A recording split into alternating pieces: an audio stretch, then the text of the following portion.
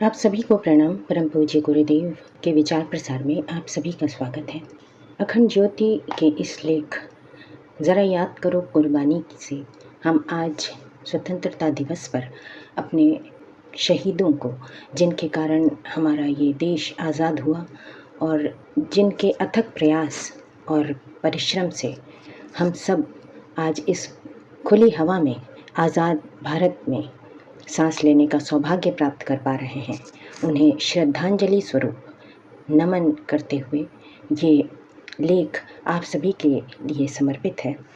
इसके माध्यम से हम सभी किसी न किसी रूप में अपने उन क्रांतिकारी नेताओं को श्रद्धांजलि अर्पित करें जिन्होंने इस हिंदुस्तान को, इस भारत को आज़ाद कराने में महत्वपूर्ण भूमिका निभाई है। क्रांतिकारी बटुकेश्वर दत्त जब आजीवन कारावास का दंड भुगत कर दिल्ली लौटे तो वे वह जेल देखने गए जहां की पुरानी यादें उनके साथ जुड़ी हुई थीं। वो 8 अप्रैल 1929 के दिन की घटना थी जब केंद्रीय असेंबली के सभा भवन में बम फेंकने के कारण उन्हें गिरफ्तार कर लिया गया था और साथ ही गिरफ्तार हुए थे उनके प्रिय साथी महान क्रांतिकारी भगत सिंह। दोनों पर मुकदमा चलाया गया और फिर आजीवन कारावास का दंड सुनाया गया। बाद में ये तथ्य प्रकाश में आने पर कि सैंडर्स हत्याकांड में भगत सिंह शामिल रहे थे, उन्हें फांसी की सज़ा सुनाई गई थी और बटुकेश्वर दत्त को आजीवन कारावास काटने के लिए काला पानी भेज दिया गया था। बटुकेश्वर को उस स्थान पर अपने प्रिय मित्र भगत सिंह के साथ वहाँ बिताए हर पल, वो हर क्षण का एहसास हो रहा था। उस स्थान पर एक अस्पताल बनवाया जा रहा था, जिसे देखकर बटुकेश्वर दत्त ने वहां खड़े इंजीनियर से पूछा कि क्या आप ये बता सकते हैं कि पुरानी जेल की कोठरी किस स्थान पर थी। इंजीनियर उन्हें उस स्थान पर लेकर गया जहां जेल की कोठरी के स्थान पर अब खेल का छोटा सा मैदान बनवा दिया गया था। बटुकेश्वर उस खेल के मैदान को निहारते अपने अतीत में डूबते चले गए। स्मृति पटल में सुरक्षित यादें अब उभर कर आने लगी थीं। उन्हें याद आया कि उनकी पहली मुलाकात अपने मित्र भगत सिंह के साथ कैसी परिस्थितियों में हुई थी। कानपुर का फूलबाग उनके सामने आकर खड़ा हो गया था जब भगत सिंह ने उनसे कहा था, कौन हो तुम, यहाँ कैसे पहुँचे, यहाँ से सीधे वापस चले जाओ, अन्यथा। स्थिति को भांपते हुए कि कहीं अनहोनी न घट जाए, तेजी से सुरेश भट्टाचार्य पहुँचे थे और कहा था, भगत, ये बटुकेश्वर दत्त हैं, आपसे मिलने और साथ में काम करने के लिए आए हैं।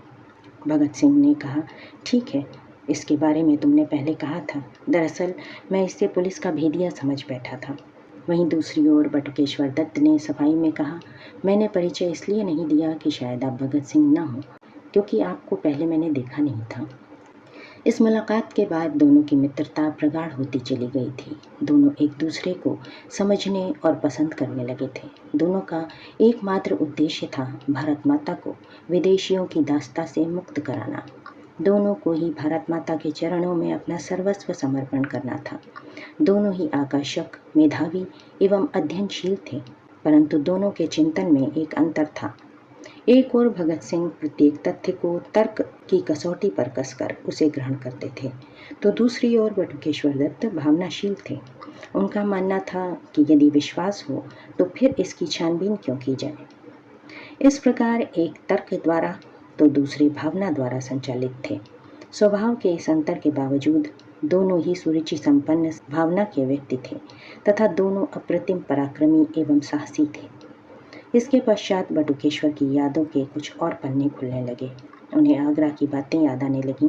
कुछ समय के लिए क्रांतिकारियों ने आगरा को क्रांतिकारी योजना का केंद्र बनाया था। वहाँ उन लोगों ने 2 मकान किराए पर ले लिए थे। एक मकान कुछ सदस्यों के रहने के काम आता था और दूसरे मकान में बम निर्माण का कार्य होता था, जिनका उपयोग वे सरकारी खजाने लूटने के लिए या फिर अपने साथियों को पुलिस से छुड़ाने के लिए करते थे। इन बमों का प्रयोग कभी भी निहत्थों के विरुद्ध नहीं किया जाता था। इस मकान में बम निर्माण का प्रशिक्षण देने वाले थे बंगाल के प्रसिद्ध क्रांतिकारी यतीन्द्र नाथ दास और बम निर्माण का प्रशिक्षण लेने वालों में थे चंद्रशेखर आज़ाद, भगत सिंह, राजगुरु, बटुकेश्वर दत्त, शिव वर्मा, जयदेव कपूर, सदाशिव मलकापुरकर, भगवान दास। वे बम निर्माण से बचे हुए समय का उपयोग किसी श्रेष्ठ साहित्य के स्वाध्याय में करते थे। खाने पीने की चिंता किसी को थी ही नहीं। वैसे भी उन दिनों उनको भोजन कहाँ मिल पाता था। यदि मिल गया तो खा लिया और नहीं मिला तो भूखे ही सो जाते थे। उनके बीच कुछ क्रांतिकारी तो ऐसे थे जो भूख की आग को पानी पीकर शांत कर लेते थे, कुछ नहीं बोलते थे। उनमें से बटुकेश्वर दत्त, भगत सिंह और चंद्रशेखर आज़ाद भी थे। ये लोग अपना भोजन अन्य साथियों को देकर स्वयं भूखे पेट सो जाते थे। बटुकेश्वर दत्त को शिकायत करना पसंद नहीं था और उनके अनुसार शिकायत करना एक तरह की मानसिक कमजोरी थी। बटुकेश्वर दत्त की आंखों के सामने वो घटना जीवंत हो गई कि जब योगेश चंद्र चटर्जी को पुलिस ने गिरफ्तार करके काकोरी डकैती के केस में अभियुक्त घोषित किया था। उन्हें 10 वर्ष के कारावास का दंड सुनाकर लखनऊ जेल से आगरा की जेल में स्थानांतरित किया जा रहा था। भगत सिंह, आज़ाद और अन्य साथियों ने यह तय किया कि जब योगेश चंद्र पुलिस की हिरासत में आगरा पहुंचे तो पुलिस पार्टी पर जोरदार हमला करके उन्हें छुड़ा लिया जाए। योजना को अंतिम रूप प्रदान कर दिया गया था। ये सभी कार्य चंद्रशेखर आज़ाद की निगरानी में होना था। आज़ाद को योजना बनाने एवं उसे क्रियान्वित करने में महारत हासिल थी। वे कम से कम क्षति उठाकर अधिकतम क्षति पहुंचाने में विश्वास करते थे। लखनऊ से आने वाली ट्रेन आगरा स्टेशन पर रुकी। पुलिस का बहुत बड़ा दल योगेश चंद्र के साथ आया था। आगरा पुलिस बल भी वहां पहुंच चुका था। जिस स्थल से क्रांतिकारियों को पुलिस दल पर हमला करना था, वहां से आज़ाद और उनके सभी साथी स्थिति को देख रहे थे। आज़ाद के साथी प्रतीक्षा कर रहे थे कि वे उन्हें हमले का संकेत दें और सभी पुलिस दल पर टूट पड़ें। योगेश चंद्र बेड़ियां खटकाते हुए निकल गए। उनके आगे पीछे पुलिस का जमघट था। उन्हें जेल ले जाने के लिए लॉरी में बिठा दिया गया, परंतु आज़ाद ने अपने साथियों को आक्रमण का आदेश नहीं दिया। इस घटना को याद कर बटुकेश्वर दत्त फपक कर रो पड़े। उनका भावुक मन क्रंदन करने लगा कि उनका साथी सामने से निकल गया और बिना कुछ किए वे सब देखते रह गए। चंद्रशेखर आज़ाद ने कहा, यदि मैं आक्रमण का आदेश देता तो भी हम योगेश चंद्र को छुड़ा नहीं सकते थे और शायद हम लोगों में से कोई भी जीवित नहीं बचता। बिना कुछ हासिल किए मैं अपने साथियों की कुर्बानी नहीं दे सकता था। हमें दृढ़ मनोबल के साथ अपनी भावनाओं को नियंत्रण में रखते हुए कार्य करना चाहिए।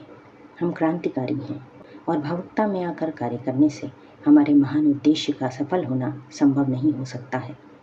इतना कहकर चंद्रशेखर आज़ाद ने उन्हें अपने गले से लगाकर सांत्वना प्रदान की। आज़ाद के साथ काम करके उन्हें जो अनुभव हुआ वह अविस्मरणीय था।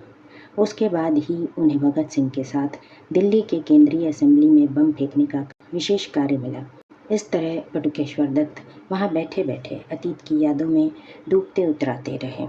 यद्यपि भगत सिंह के साथ न होने का उन्हें दुख हो रहा था, जो आंखों में छलक आया था, लेकिन साथ ही उनका हृदय गौरव के भाव से भर उठा था। बटुकेश्वर दत्त का मन सोचने लगा, काश कि आजकल के भारतीय युवक भी भगत सिंह के आदर्श चरित्र से कुछ शिक्षा ग्रहण करते, जिन्होंने अपनी भरी जवानी मातृभूमि की वेदी पर हवन कर दी। वे सोचने लगे कि काश इस खेल के मैदान में खेल खेलते नौजवान इस सत्य को भी याद रखें कि उन्हें इस मैदान पर खेलने की स्वतंत्रता उन राष्ट्र नायकों की कुर्बानी के कारण ही मिल सकी है। वे लोग उन थोड़े से वर्षों में बिना किन्हीं विशेष साधनों के केवल अपने साहस और बलिदान के बल पर ऐसे काम कर गए जिनके लिए स्वतंत्रता तथा न्यायपरायणता के सभी प्रेमी उनके सम्मुख सदा नतमस्तक होते रहेंगे। बटुकेश्वर दत्त वहां से निकलते हुए मन ही मन कह रहे थे, हे भारत माता, हे मातृभूमि, ऐसी देशभक्ति की भावना हम सब में विकसित हो। ये भाव अंतस में लिए भावमय होकर उस स्थान की मिट्टी में लौटकर अपना मस्तक लगाकर भारी हृदय से बटुकेश्वर दत्त वहां से प्रस्थान कर गए।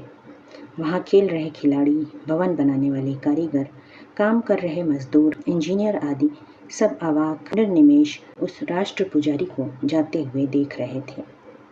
अखंड ज्योति, अप्रैल सन 2017, पृष्ठ संख्या 47 और 48।